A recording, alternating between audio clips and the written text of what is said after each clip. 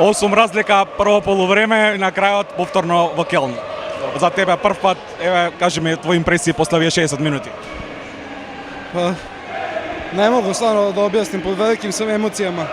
Jako mi je žao što smo dozvolili da prvo poluvreme prokockamo sve što smo imali do sad, ali mislim da smo pokazali jedan veliki karakter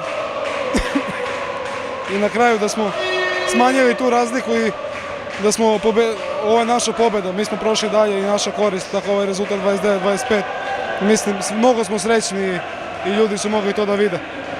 Ве изненадали ли нешто од играта на Пик Сегет? Mi smo sve znali, samo mislim da možda ta razlika je malo uticala na nas, ali stvarno smo dobro se spremili za njih i mislim da nije bilo tako prvo po vreme mi bi igrali egali ili bi pobedili.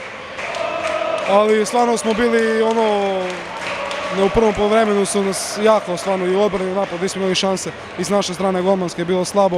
Na drugo poluvreme čim naš odbrana igra dobro, tu smo i mi. Tako da jako mi je, ponosan sam na ove momke što sam deo ovoga, stvarno nemam reči. А Михајло Михајловски, поранишниот претседател на Вардар, најави дека повторно ќе го возобнови Вардар еве со некој буџет кој што надминува милионски суми. Дали си разговарал со него и дали уопште има некаков сигнал дека можеби би останал во Вардар?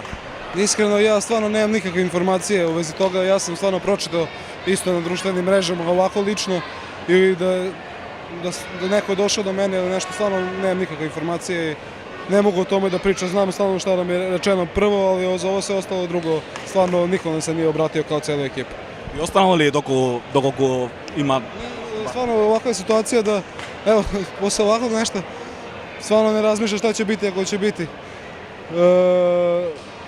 Mi jako malo vremena imamo i jako smo u lošoj situaciji i mislim da sa ovako pitanje sad nekako mnogo direktno da ja sam nešto odgovorim, tako mislim da bi trebalo to cijela ekipa da stane da neki odgovor. Ja sam samo jedan pojedinac u ovom timu i to je to, ne mogu stvarno da pričam šta je bilo, šta će biti i šta je ko govorio, kad ne znam iskreno.